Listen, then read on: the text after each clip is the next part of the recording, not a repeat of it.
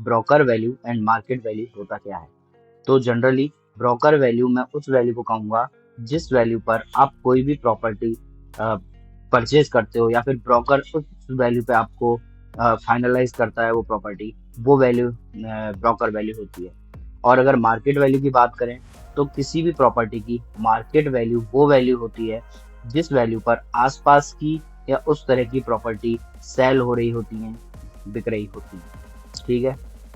इस वीडियो को बनाने का पर्पज सिर्फ इतना है कि आप ब्रोकर के द्वारा सेल करी जाने वाली प्रॉपर्टीज की एक्चुअल मार्केट वैल्यू पता कर सकें, और उस अकॉर्डिंग आप डिसाइड कर सकें कि आप जो प्रॉपर्टी परचेज कर रहे हैं वो वर्थ इट है या नहीं, उस प्रॉपर्टी को उस वैल्यू में आप परचेज करें या नहीं।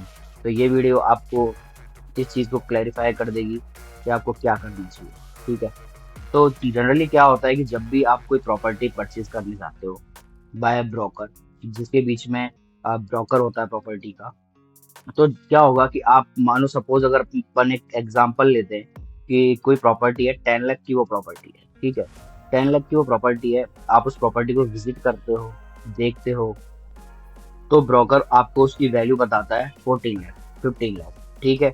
अब क्या है कि आप प्रॉपर्टी परचेज करने के लिए देख तो रहे हो, लेकिन वो एरिया आपके लिए नया है, हो सकता है आपको आइडिया भी नहीं है कि वहाँ क्या रेट चल रही है।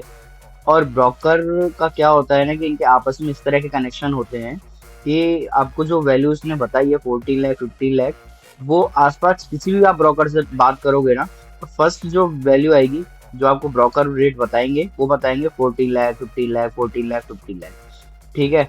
फाइनलाइज करते करते देखा जाएगा तो डील जाके क्रैक होगी 12 लाख पे, 11.5 लाख पे, 13 लाख पे। ठीक है। तो ये जो होती है, ये होती है ब्रोकर वैल्यू। ब्रोकर ने आपको किस रेट पे तोड़ा, किस रेट पे ब्रोक किया, तो वो हो जाती है ब्रोकर वैल्यू। अब मार्केट में क्या होता है ना कि मार्केट वैल्यू को काफी चैलेंज मिल रहे हैं इन दिनों, क्योंकि ऐसा हो रहा है कि एक 10 लाख की प्रॉपर्टी है और ब्रोकर इतने टैलेंटेड, एक्सपर्ट, स्मार्ट हैं कि 10 लाख की प्रॉपर्टी को आराम से आपको 12 लाख में वो बेच पा रहे हैं। तो इससे क्या हो रहा है कि मार्केट के अंदर जो प्रॉपर्टी की मार्केट वैल्यू है वो ब्रोकर वैल्यू बन चुकी है। तो जब भी जैसे हम वैल्यूएशन के लिए जाते हैं, तो कई बार हमें भी ये चैलेंज आता है कि उस प्रॉपर्टी की मार्केट वैल्यू तो कम आ रही होती है, लेकिन वहाँ जो जनरली प्रॉपर्टी सेल हुई है, मतलब अगर हम आस पड़ोस के लोगों से बातचीत करते हैं, देखते हैं कि उन्होंने प्रॉपर्टी कितने में क्या परचेज की थी, तो जनरली जो उसकी वैल्यू निकल के आती है, जो उन्होंने परचेज करी थी प्रॉपर्टी, वो 12 लाख, 13 लाख की आती है। मैं 10 लाख वाली प्रॉपर्टी की बात कर रहा हूँ कि हमने सर 13 लाख में परचेज करी, कोई कहेगा 14 लाख में परचेज करी, कोई करेगा 12 लाख में परचेज करी।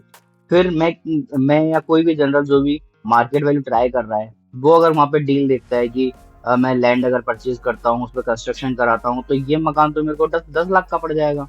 ठीक है। लेकिन एक्चुअल में ब्रोकर ने वहाँ पे 12 13 लाख में वो डील बेची है।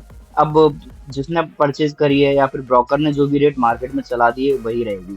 तो ब्रोकर वैल्यू और मार्केट वैल्यू ये है। तो आप जब भी कोई प्रॉपर्टी परचेज करते हो, तो वहां जाके आप पहले बात करें, ट्राई करें, अच्छे से प्रॉपर्टीज देखें, उसके बाद आप वहाँ सरप्राइजली जाएं, बिना ब्रोकर को इन्फॉर्म किए उस एरिया में जाएं और वहां जाके लोगों से बातचीत करें, क्योंकि आप अपना सपनों का घर खरीद रहे हो, आप काफी ड्रीम लेके घर खरीद रहे हो, आप ये सोच के घर खरीद रहे हो कि आपको वहीं रहना है।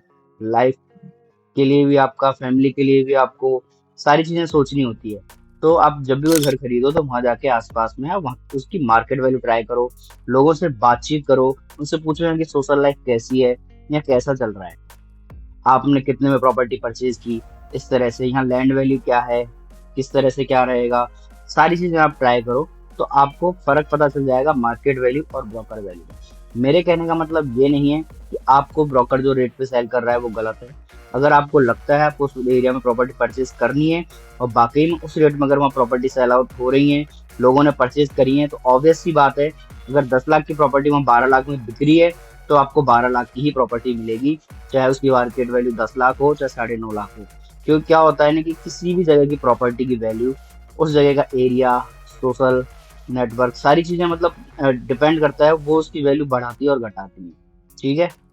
तो आप कोई भी प्रॉपर्टी परचेज करो, ब्रोकर की बातों पे ना जाके पहले उसकी मार्केट वैल्यू ट्राई कर लें, उसके बाद आप देख लें अच्छा ब्रोकर ने, इसकी मार्केट वैल्यू 10 लाख है, ब्रोकर 14 लाख बता रहा है, मैं 12 लाख में भी खरीदता हूँ तो ठीक है, क्योंकि यहाँ लोग अच्छे हैं, रोड है, अदर फैसिलिटीज हैं, ये सारी चीजें देख के आप फैसला करें।